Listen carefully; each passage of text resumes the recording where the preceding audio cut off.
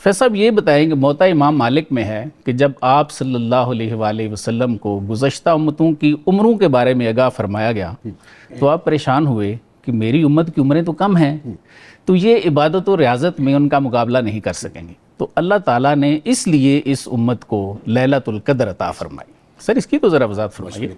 اعوذ باللہ من الشیطان الرجیم، بسم اللہ الرحمن الرحیم، اللہم صلی علی سیدنا و مولانا محمد وعلی آل سیدنا و مولانا محمد و صحابی سیدنا و مولانا محمد وبارک وسلم صلی اللہ علیہ۔ جناب پروفیسر مبارک محبوب صاحب، بہت بہت شکریہ۔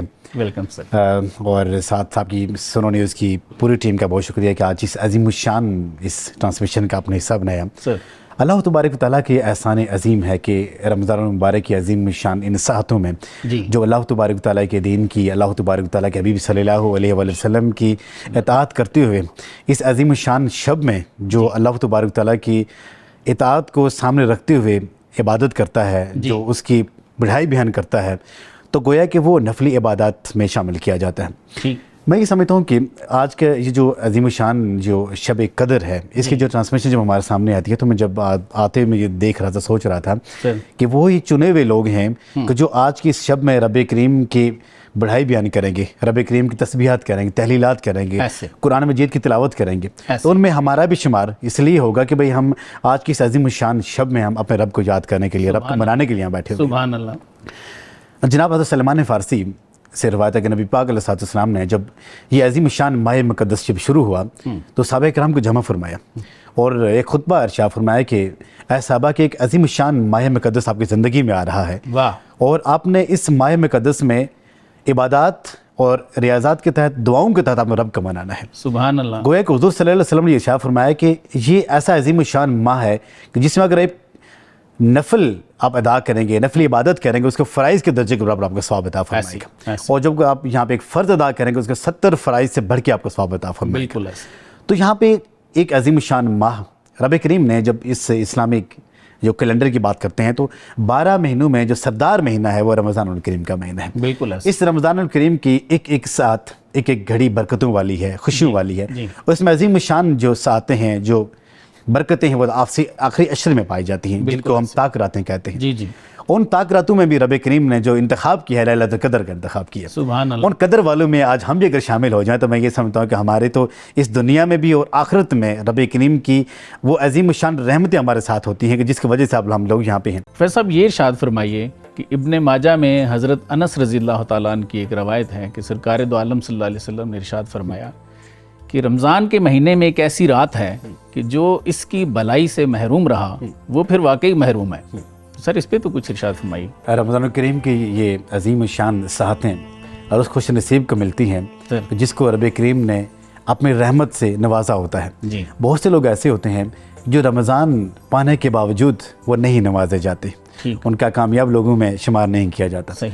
اب ہم دیکھتے ہیں کہ عظیم الشان یہ لمحات ہیں، عظیم الشان یہ گھڑیاں ہیں، جو اس سے محروم ہوتا ہے وہ ہمیشہ کے لیے محروم ہو جاتا ہے۔ بالکل صحیح۔ اور جو رب کریم کے اس عظیم الشان مہینے کی عزت کرتا ہے، تکریم کرتا ہے، تو وہ ہمیشہ کے لیے کامیاب ہو جاتا ہے۔ صحیح۔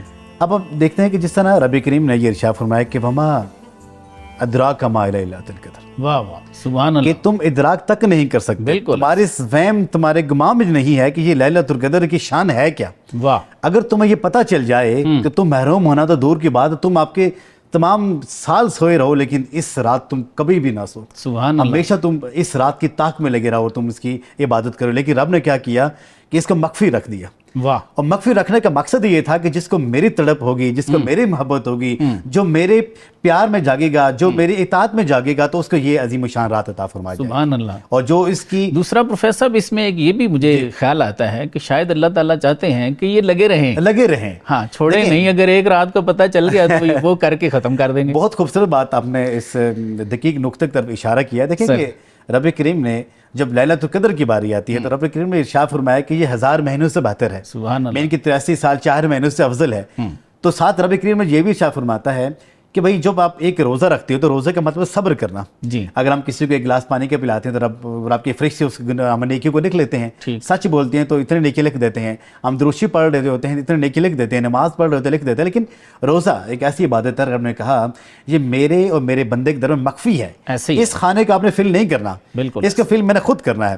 اب ایک رات کی عبادت اگر میں یہ سمجھتا ہوں کہ 1000 مہینے کے برابر ہو سکتی ہے, اس ایک روزے کی ثواب اس کے اجر کتنا زیادہ ہوگا جسے رب خود لکھے گا. سبحان اللہ. واہ واہ. اور دوسری بات میں یہاں پہ ایک اور آپ کے سامنے رکھوں, آپ کو لطف آئے گا یہ بات سن کے, کہ جو لوگ اس رات سے محروم ہوتے ہیں وہ جس طرح قرآن مجید میں اللہ تبارک و تعالیٰ نے مختلف قسم کے مقامات اور مختلف قسم کے ارشادات فرمائے ہیں. یہ رات ایسی عظیم الشان رات ہے جس کے بارے میں رب کریم نے پوری کی پوری صورت نازل کر کے بتا دی. سبحان اللہ. کہ ہمارے فہم گمان بھی نہیں ہے کہ یہ رات ہے کیسی. اگر رب اس کی شان میں پوری صورت اگر یہاں پہ نازل کر کے ایک آدمی کو یہ سمجھا رہا ہے, بنی نوع انسانیت سمجھا رہا ہے, تو میں یہ سمجھتا ہوں کہ پھر وہ بدبخت ہی وہ آدمی ہوگا جو اس کی اس عظیم الشان برکتوں سے, ان عظیم الشان ساتوں سے اپنے آپ کو محروم سمجھے گا. اور وہ محروم کیوں نہ ہو.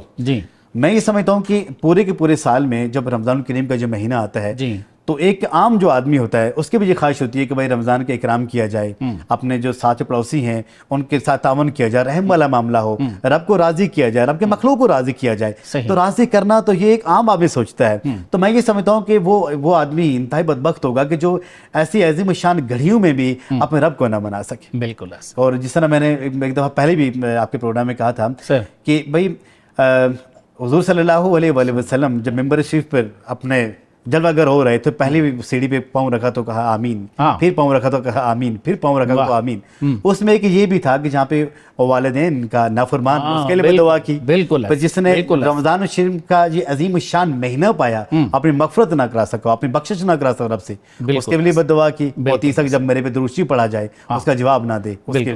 تو میں یہ سمجھتا ہوں کہ محرومی اس انسان کی اس وقت شروع ہو جاتی ہے کہ جب وہ یہ سمجھے کہ بھائی میں نہیں عبادت کر رہا, میں نہیں محروم ہو رہا, بلکہ مجھے رب اس قابل سمجھ نہیں رہا کہ تو یہاں پہ میرے آگے جھک, میرے آگے سجدہ کر. بالکل ایسے.